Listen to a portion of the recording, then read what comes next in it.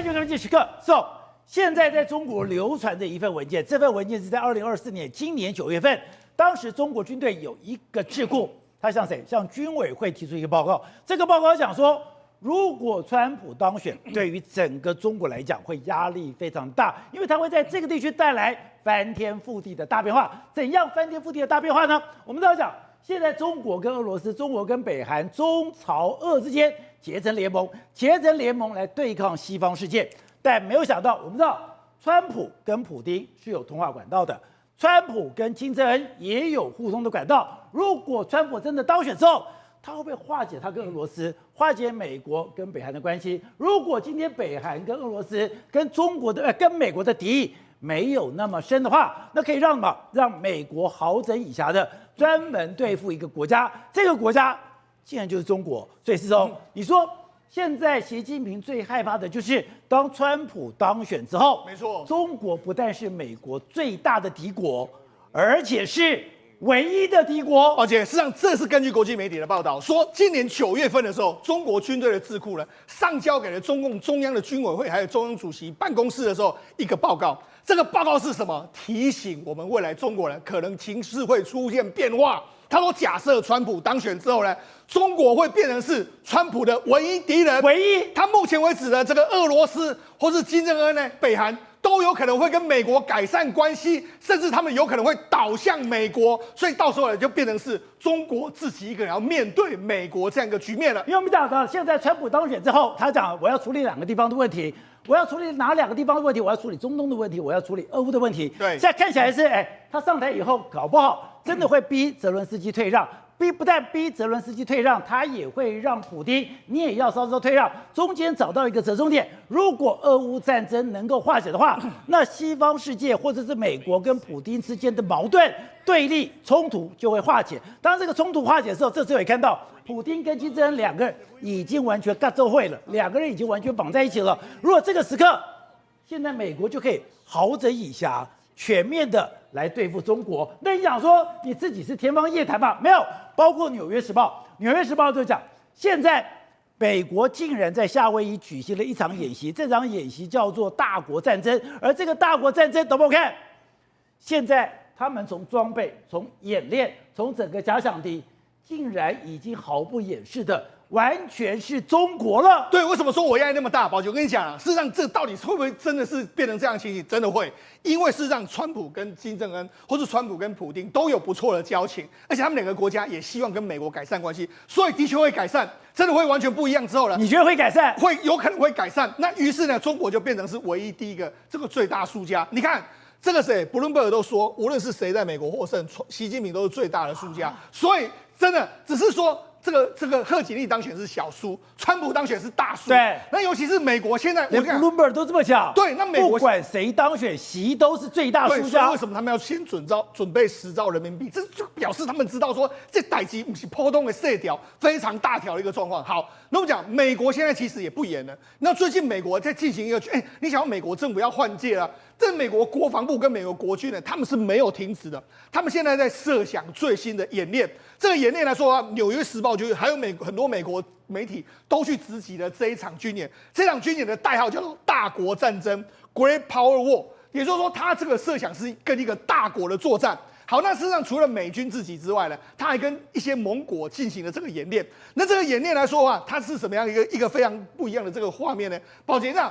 过去呢，美军的演练呢，他们的这个一般的这个衣服呢，都不是这样衣服。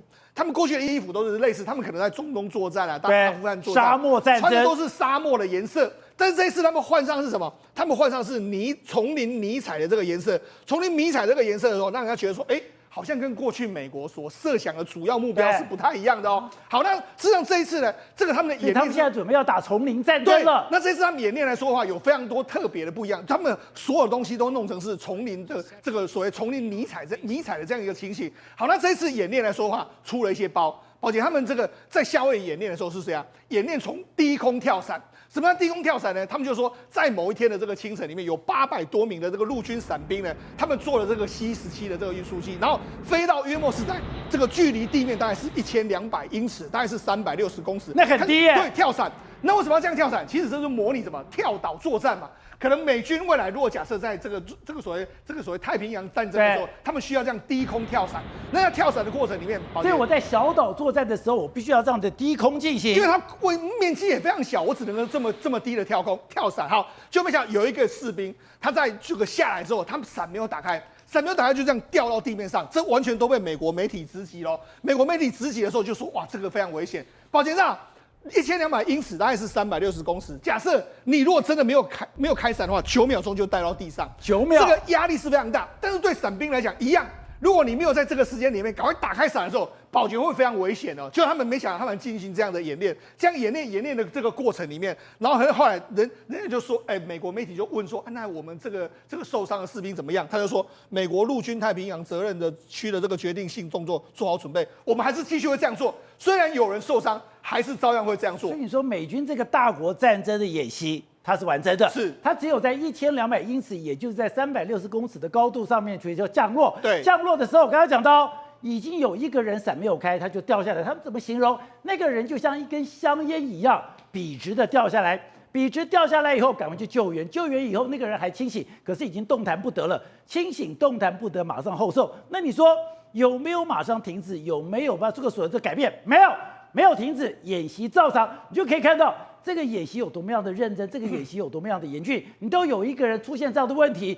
演习照常，美军是玩真的，他们这个演练来说，不会因为一个士兵的受伤就停止这样的这个训练。所以你看他们在训练什么？训练万一有一天在东亚出现这个争夺战的时候，他们可以快速的跳岛这个作战。所以从 C-17，至少我们都讲过类似的这个故事嘛 ，C-17，然后跳伞下来，就是要这个快速的这个远征部队基地的这样一个概念。而且我们看《纽约时报》讲得非常清楚，他们是用新型的这个所谓的运输的这个武器，运输的车辆。等于说，我连脸的涂装都跟过去不一样。对，然后呢，我要对付谁？我要准备一场战争，对付中国的。对，没错。而且他说美国陆军已经准备要跟中国开战，他都直接写这么清楚。他说庞大而笨重的陆军现在进行一个转型，在必要的时候要快速部署到亚洲。所以你看，连美国陆军都在转变。那陆军在转变，他们就说什么？这一次的设备完全不一样哦。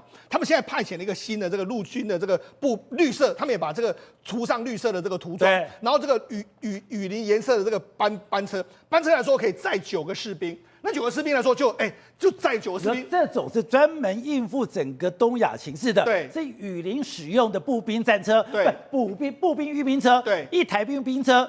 9个人，然后他们就可以分散到不同区域去，然后他们彼此之间用所谓通讯，这样互相的这个连接，也就是说，他们可能用星链计划，或者用什么样这样互相的这样状况。然后这一次的这个步兵训练里面来说，有这个美国军队的兵，然后跟日本的兵，然后跟澳大利亚的兵，还有跟印尼的兵，他们一起在这个地方进行一个演练的这个情形。他们当然在这边有非常多丛林的演练，包括在丛林地形里面来说的话，用绳子来垂降啦，然后到壕沟里面的作战，然后包括说像冲锋的这个状况，那甚至他们还在这个丛林里面这个行军的这个情形，那甚至宝姐他们还做了一个动作。我们之前不是讲吗？未来的远征军的这个作战里面来说，有一个方法就是他们要吊着，包括说榴弹炮，或是吊着海马式，在不同的区域里面这样作战。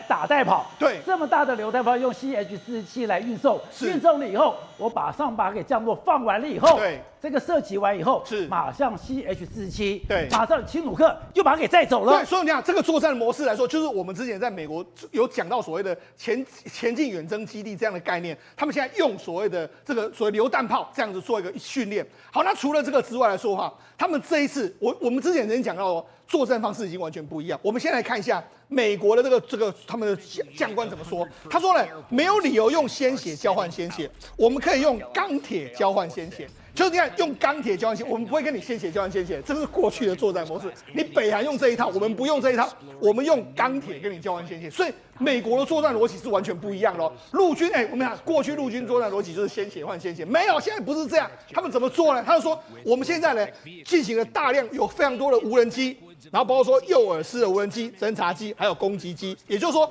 他们目前为止陆军在训练，就是我们用了非常大量的这个无人机去攻击你。这就是我们在乌克兰战场上面看到这一点。那于是你看，乌克兰战场的这个无人机在被用到美国的空降师，他们现在也要训练，他们现在这个伞兵呢也要训练啊，但是作战训练也要训练，他们还要训练。你刚刚看到的一个所谓的大国战争，你现在看到了101空降师的这个时候的训练，他说他们每天都在接受俄乌战争里面所有最新的情报，然后再根据俄乌战争里面情报里面所需要的新型战术，对，再把它给转换过来。对，为什么？因为101空降师是非常著名的。我们知道，事实上在二战当时的时候是这个前进到欧洲非常重要的部队，他们现在也是联合这个最新的科技在做最新的这个置换。而且你现在看到这个就是他们的隐形指挥所，对，就是以前的指挥所要搞得很大，要搞得很气派，没有，我现在是一个帐篷，我这个帐篷在丛林里面，我随便就设置，你从外面根本看不到，而且我这个指挥所可以看到吗？我可以的涵盖的范围有这么样的广泛，而且你看中间那个绿色的，如果你没仔细看，你还以为那就是一个绿色的这个包括说凸起物，没有，它这就是个指挥所。你看，它就隐形在这个地方。你如果它的这个隐形效果是非常好，那你看你把它掀开帐篷往里面看，里面是高科技耶，里面有非常多电脑、各式各样的电池设备在这个地方。而且他们说了，我们很简单。如果打完这一场战争之后，30分钟就可以把所有装备包起来就移到下一个地方，而且它不是只有，抱歉，它不是只有一个所谓的这个指挥所在这边呢，它旁边来说，它会弄非常多电缆，电缆在这个要做什么呢？他们可以负责发送任何的讯号。还可以把所有的这个所谓手机啦、平板电脑都可以接收，然后我们这边也可以不受干扰，所以等于是非常好的一个前进指挥基地。它里面有电，它不是一个帐篷，不是帐篷旁边布满了各种线路，对，线路在下面，然后呢帐篷弄在这边，完全你不会看到我，然后我可以用这个帐篷来当成是一个指挥中心，这样子指挥的一个状况。那除了这个之外，你看他们有什么？无人的运输车辆啦，然后还有人在现场是维修无人机，马上出了问题的话，这个维修人员就来了。他不是维修什么通讯设备，维修无人机，所以等于是他们都用这个无人机当成先锋，或者说无人车辆、无人的相关的武器当成这个先锋，所以他们才会说嘛，以鲜血换鲜血的时代已经过去了，现在美军是用钢铁换你鲜血，绝对是一个新形态作战的这个模式。是，我们刚才讲到。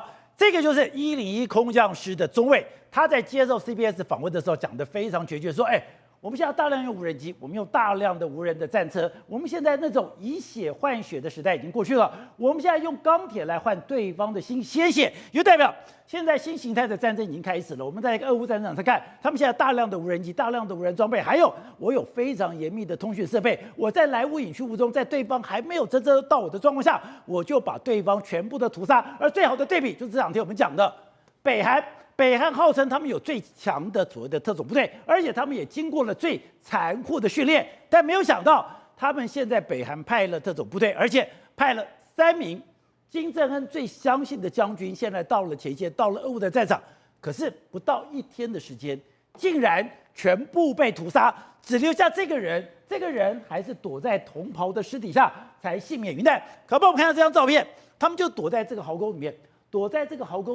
还搞不清楚任何状况的时候，刚才讲到乌克兰就可以确定，这就是北韩的这个所谓的哨所，这是北韩的这个通道。结果我就透过这个通道，我就把北韩的军人全部杀光。巴大哥为什么可以用钢铁换鲜血？一个理由很简单，当整个陆军装备的无人机之后，它已经进化到另外一个层次，叫做3维生物，可以透过我们讲的3维的角度来去打击。但北韩不好意思，就算你派再多位将军来，你还是2维生物。所以这个时候呢，在乌俄战场上发生什么状况？北韩士兵确实上前线了，派了500多名，结果其中的40名，各位就你现在看到的哦，你看还不知死活的把头探出壕沟来看一看，天上怎么有声音？怎么好像嗡嗡嗡？结果下一刻马上他们躲在壕沟里面，对，马上明明白白。宝大哥，你知道他犯了一个最大的错误是什么吗？不是，之前还传出说是北韩的军队跟乌克兰的军队双方交火，应该是讲说你来我往，双方都有死伤，没有，他们就躲在壕沟里面。就一个一个被杀了，没有，这叫单方面的碾压。光是北韩的士兵从壕沟探出头来，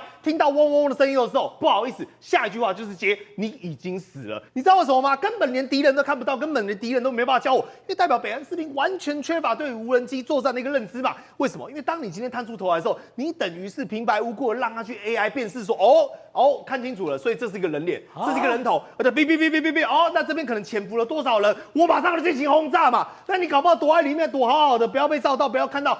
无人机就飞过去就没事，结果你是这样探头出来，就探头出来，宝力哥，你知道下一秒发生什么吗？不好意思，40个人当场阵亡。不是，这个是号称说在南北韩最强的特种部队，这个是一个号称是叫做肉体的武器，他们受过非常严格的训练，可是没有想到送到了战场，竟然是这样的结果。我不管你是人间凶器，还是有6块肌，还是胸口碎大石都没有用嘛，因为你根本就不知道乌克兰的人在哪里。可能乌克兰操作这个无人机背后，你知道什么吗？一个瘦瘦小小戴眼镜，搞不好近视700度、800度，然后在后面操作遥控器，但他一样可以把你们这些猛男给炸死，因为你根本就打不到他，你根本就搞不清楚状况。所以最后炸完之后，的确有一个人幸存了。宝力哥，你知道为什么他幸存吗？因为刚好前面他的同袍当肉盾，对，其他人被炸死之后被躲在那个压在尸体下面，他怎么然后起来，怎么我旁边的已经没有半个人活着了？而且我们看到这张照片，之前本来传出来说。北韩派的都是所谓的老弱残兵，派的这个是又瘦又干又小，派到前线没有哦。你看到这个人整个脸型的体格，你再看到他身上，他是很壮的耶，都是特种部队，都是壮汉暴风部队。所以你想想看到带领这些暴风部队要有哪些？北韩的什么副部长啊、侦察总局局长啊、人民军少将，这是3巨头，直接就派过去。结果有没有用？没有用啊，因为这3巨头也搞不懂无人机作战什么状况嘛。而且你知道北韩现在在前线他们在干嘛吗？8000名哦，他忙着学俄文。说什么？我要赶快记得100个单字。那无人机怎么讲 ？drone 怎么讲？然后还在记这种背这些我们讲俄文单字的时候，不好意思，还在训练的时候，不好，还没训练完就已经往前线送。俄罗斯最擅长的绞肉机战术嘛，我用人海去堆叠，反正用人肉去推进，把你去往前推，往前去绞肉。所以凸显出一件事情，俄罗斯真的没人了。所以他们宁愿呢去派北韩这些我们讲的青春的霸退，这些坚强的霸退来去前面当我们的人肉盾牌。而且你就可以看出来说。乌克兰现在刚刚讲的，他现在的 AI 模式真的越来越多了，你就看到为什么这么小的国家可以抵抗俄罗斯这么久。当俄罗斯还在教授他俄文怎么讲的时候，不好意思人家乌克兰的无人机战术已经在进化。我们刚才讲到的是一个文弱书生去操控这个无人机，未来为什么他们用的叫做蜂群？宝杰哥，你要理解所谓的蜂群的概念是什么？代表说他从电脑上一个指挥中控座台设定好我的路径跟我要攻击目标的时候，它形态会自动按一个键即时变化。那我问你要按一个键即时变化，它代表一个问题是什么？这些无人机，第一个，它沟通上必须要有完整的串联；第二件事情，一定有 AI 系统在里面，所以它已经不是传统我们想的玩遥控飞机了啦。这个已经是你在科幻电影里面，你在《魔鬼终结者》里面看到那种会追杀你的啦。所以你现在是乌克兰，它已经不是一个人指挥一台了，是你现在所有升空的无人机，它可以自己协同作战了。对，就如同电影《明日边界》，它有一个母体，而后面剩下的只是它的爪牙而已。而透过这个方式，它可以干嘛？可以大量去攻击，而且不只是这样哦。你现在以为说无人机只能当自杀吗？没有，有些人还可以当什么载货的，有些人当侦察的，甚至把机械狗直接丢在地上，就去给你探看路面，看有没有什么东西，有什么状况。所以你就知道为什么现在俄罗斯，包括他们的石油，包括他们的弹备物资，所有的后勤补给，通通都被炸个底朝天。所以宇轩，如果你今天把北韩的这个故事，再加上之前以色列去打伊朗的故事，这个战争形态真的改变了，也难怪现在中国的军委会或者中国的军人，也就是习近平本人，看到状况根本吓死了，因为现在遏制的武器，在整个美制武器之前，根本就是破铜烂铁了。宝哥，这就是那句话，为什么大家讲说 AI is real，AI 真的来临了？因为已经在战争上最早反应了。刚刚讲到的无人机，那个属于地面3维打击的部分，但这个讲到什么？这个讲的是传统的战机已经进入到另外一种叫做超视距作战的方法。什么叫超视距？同样的一个道理，你看不到我，人没看到我，但你已经死了，我已经把你歼灭了嘛。宝哥，它是分3个阶段。第一个，我先用骇客入侵确保我的安全，把你所有的我们讲的防空设备给瘫痪之后，再用 F-35去踹门，踹门完之后清扫荡，扫荡完毕之后，你所有的防空设备这时候来了，你看无人机就可以发动攻击了，对工厂进行攻击，对工厂进行轰炸。你想想看你以为看到的是只有那种超音速战机在天空上飞，不是。因为你雷达扫完之后，你防空设备瘫痪之后，我就可以开始大量使用无人机啊。眼睛瞎了，耳朵聋了。而且各位，你不要误会了，以色列的无人机根本就不是乌克兰。乌克兰确实有200多家无人机厂商，但以色列可能1-2家、2-3家就够。为什么？精锐进出，专门否军事使用。所以你看，建筑物倒了倒，防空设备呢，甚至我们讲的，他即便说，哎呀，想要去拦截这个以色列飞弹，但照样被轰炸。为什么？理由很简单。因为你根本防不胜防。今天你有1座，你有2座，但问题是面对我们讲的以色列的攻击，它是有高低空3层次大量的轰炸，有些是炸弹直接轰，有些是我们讲的直接去踹门，有些是 F-15呢直接带 Jaden 去轰炸，有些呢是用无人机的方法。我就问，即便你有一个导弹，但你有办法把所有东西都给完全毁灭掉吗？而且你会看到，现在伊朗的导弹工厂它是有隐蔽掩蔽的，它完全躲在山谷的。如果过去的二维作战的话，我躲在这里，你要进攻，你要攻击，你要等于说破坏，根本不可能。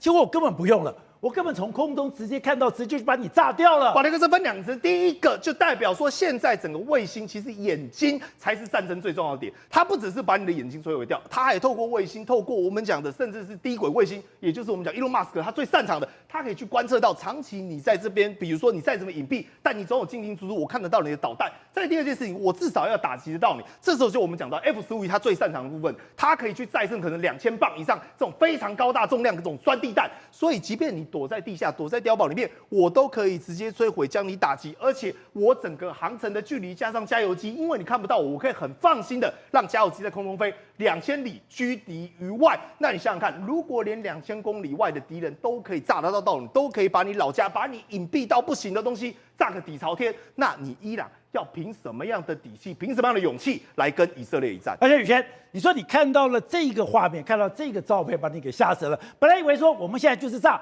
比如说你要炸伊朗的这个所谓的飞弹设施，你要炸它的一个所谓的引擎基地，你应该就在这个范围。没有，你现在觉得以色列恐怖的是，导播我们再看一遍这个，它的整个弹着点是包括了伊朗的全境，伊朗的每一个地方，你的防空武器都在我的攻击范围内，这太可怕吧？我的 F-35进去的时候，从北到南无一幸免。那个这有两个层次，一个叫做军事上的目的，另外一个叫做心理上的阴影面积。你想想看，为什么他要从北到南去轰炸？如果说全部对，如果说以防空设备来讲的话，也不可能这么多吧，对不对？代表说它包括炼油厂，包括你的后勤，包括你的弹药储藏处，这个我全部都知道。我想打哪就打哪。对，你整个在里面搞什么鬼，我都知道。在第二件事情就是说，我有办法去侦测、去探测到你所有整个伊朗全境里面，你躲的你在哪里，藏的在哪里。那你想想看，前一阵子我们才讲到说，伊朗也好，哈马斯也好，甚至是我们讲的真主党也好，纷纷领袖都被狙杀，小的人我都可以找得到。大的你的战备物资储藏点，我也可以找得到，所以在我面前，你整个伊朗全境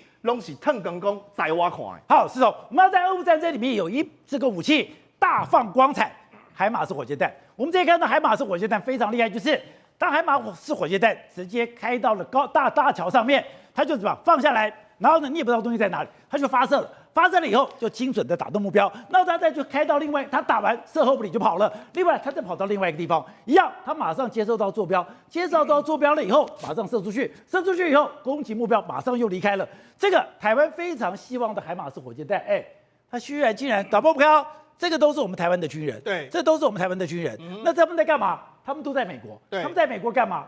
他们都在美国接收海马式火箭弹。没错，我们跟美国买了29套的海马式的这个火箭弹。那目前为止来说啊，交货的时间来说，美国是希望在2026年能够全部交给我们。所以现在呢，我们很多这个台湾的军人呢，就要到美国去受训。这都是台湾军人。对，那这个就是海马式火箭弹的那个载运的车子。对，那没错。那这个照片是从哪里流出来？这种美国军方的粉砖流出来的。流出来，你看这个画面，这后面就是海马式火箭弹的这个相关的配备。那这里面来说，有台湾的军人，然后有美国的军人，然后还包括说还有这个罗马尼亚，还有爱沙尼亚等等很多国家，4个国家的军人。因为你只要接收海马式火箭的这个炮弹的话，我们就会来训练。所以这个要讲的，过去3个礼拜里面，我们有荣幸的培训了来自台湾、罗马尼亚、爱沙尼亚。对，所以你现在有台湾的国旗、罗马尼亚的国旗，还有爱沙尼亚的国旗。对，没错。那美军大拉的一个弄出来，就说表示你看我们训练了这么多这个军人，那你可以看到，其实里面来说，台湾的军人是最多的一个状况。对耶。他说好，那台湾这么多，你看有男生有女生到那个地方去接受这个相关的训练，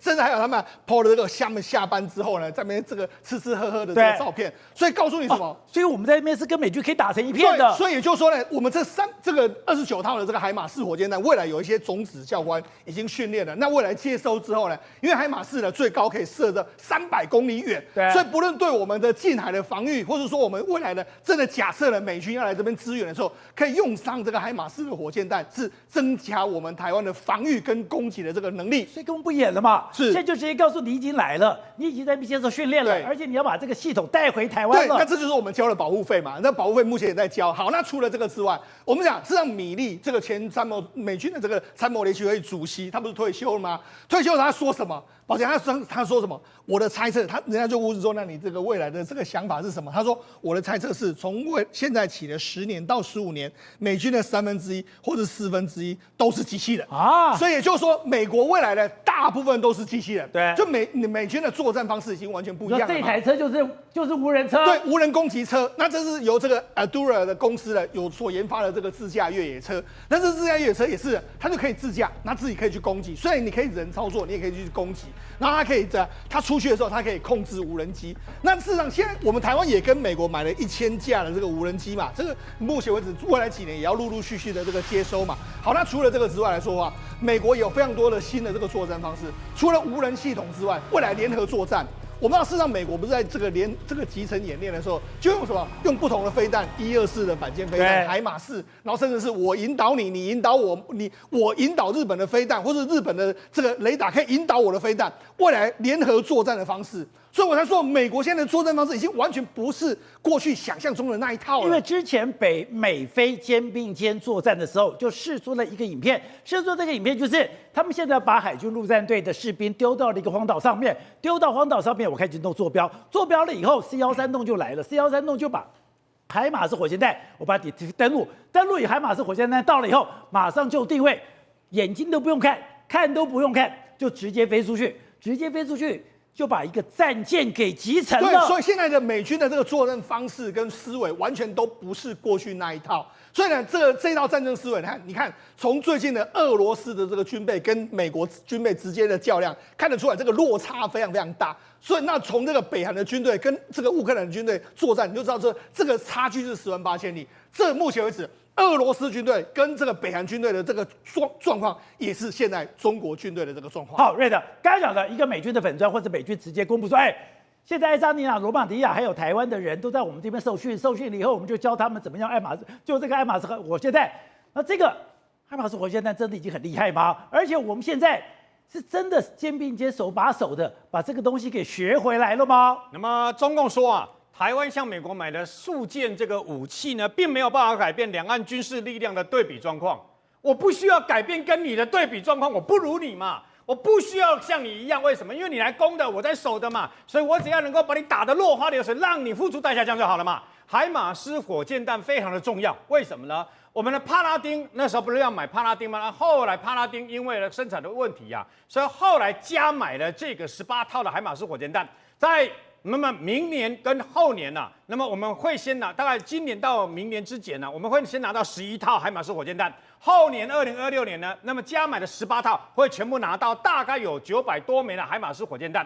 海马斯火箭弹最厉害的地方在哪里？它可以打陆地的，也可以打那么越过台湾海峡过来的中共的相关的运兵船。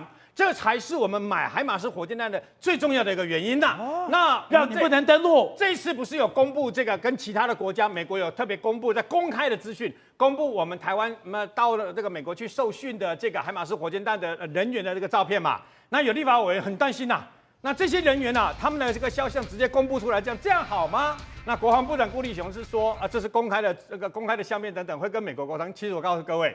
其实顾立雄心里面应该在偷笑，故意的。为什么？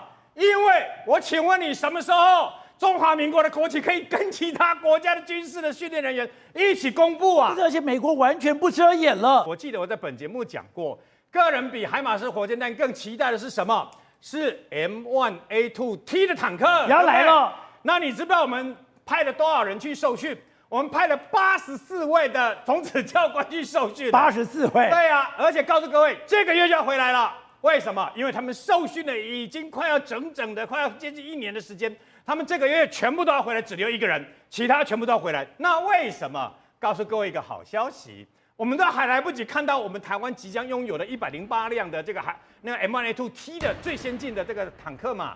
但是有个人帮我们看了，还拍了照片，他是澳洲的 YouTuber。他到美国去自助旅行的时候呢，刚好看到一辆火车载着一堆坦克，然后呢，他就把这些画面呢全部录影拍照下来，结果一看，它里面有一个配备是台湾 M1A2T 独有的，所以他看到的就是我们的 M1A2T 的坦克这个火车上面有12辆，那么在我们今年跨年前，我们会拿到28辆的 M1A2T 即将直接运到台湾来，28辆，明年38辆，今年会有38辆，明年42辆，然后后年28辆。总共有108辆放在新竹跟桃园这些战略地点就对了。M1A2T 跟各位报告一下，除了这个改良式的布莱德坦克之外呢，我们还选购了比较这个昂贵的这个辅助冷却跟电源系统。在没有开主机的情况之下呢，里面的电源充饱了以后呢，可以直接不开主机，然后呢也不开配机，直接那么用里面的设备呢，直接还可以撑2个小时。这个为什么要这样做？让对方的那么热导引的飞弹打不到你，找不到你啊！这是 M1A2T 的坦克的各式的好处啊。那么除此之外呢，还有报告大家一个消息就是对了，是什么呢？那么虽然我们的托式2B 的这个导引的飞弹呢，1700枚有受到一些delay 啊，但是其中460枚已经运到台湾了，另外400枚的标枪飞弹已经运到台湾了，还有另外我们跟美国加购的刺针飞弹。我们加购的刺针飞弹还没来，但是他送我们的刺针飞弹已经先来了。告诉各位了，前几天不是公布了一个吗？台湾跟美国同时公布吗？3套中程的防空飞弹不是过来的吗？123枚的飞弹。这个系统除了补足我们中距离的相关的防空飞弹之外呢，事实上它里面的雷达有个非常重要的点，就是可以跟 Link 16。跟我们的飞机、跟我们的军舰、跟我们的爱国者飞弹、跟我们台湾中科院自己发明的天剑飞弹系统全部连线。好，国政，现在有一个人叫中央财经大学副校长李建军，你说中央财经大学是直属他的财政部，是他的一个重点大学，结果他的副校长居然讲中国现在负债很高。现在我们刚刚讲的，一般国债的负债超过GDP 60%，那就是警戒线。中国已经过了100%了，而且中国有很多省市是超过300%。中国自己人都站出来说，你这样举债非常的危险，因为很多的省份其实根本还不出来，因为超过300%，从天津、重庆、贵州、甘肃跟四川这些省份其实非常危险，所以中国现在说用10兆在发债来救市，连中国自己人都站出来说。等一下，这非常的危险。如果再举债下去，很多省市根本还不出来。好，我们看到最新2024 1到7月，中国各个地方财政收入里面，居然只有上海是等于说是正数，其他的从天津、海南、宁夏、福建、北京、浙江、青海这些一路的国债都是入不敷出。对，这也是自己人为什么要站出来说，等一下不能再发债，因为。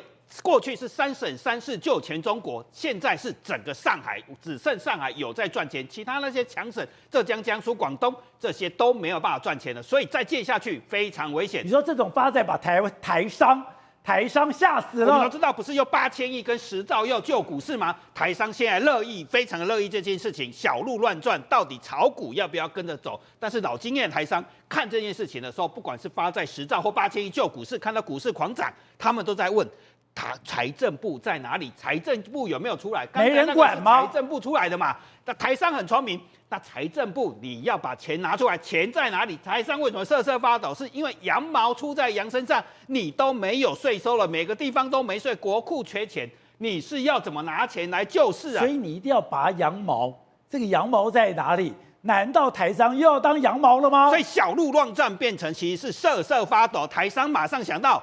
查税跟罚款，最可怕的是罚款竟然创下历史新高，所以台商现在不是小鹿乱撞，而是担心门被撞，因为又有人上门来查税，这才是可怕的。好，那刚刚讲呢，现在中国就干嘛？狂开罚单，而且还逼你提前缴税，所以台上的担心不是空穴来风，真的在山东省就发生这样的事情，地方官员打到医疗科技公司跟你说，你现在我税收不齐，你要补税给我，我不知道怎么帮助企业发展，但我知道怎么回一个企业。公明着4分钟的录音，明着是要企业拿出钱来补我的税款，那不就勒索吗？对，就是公然的走极端的策略啊！因为就是没有钱，只好这样查税，要你拿钱出来。我现在没有钱，我现在就跟这个医疗科技代表讲说，我必须要承认，我对企业发展不多，可是我知道怎么摧毁这个企业。所以我跟你要钱，你就乖乖上缴。这个明着就是恐吓取财。再来还有一招是，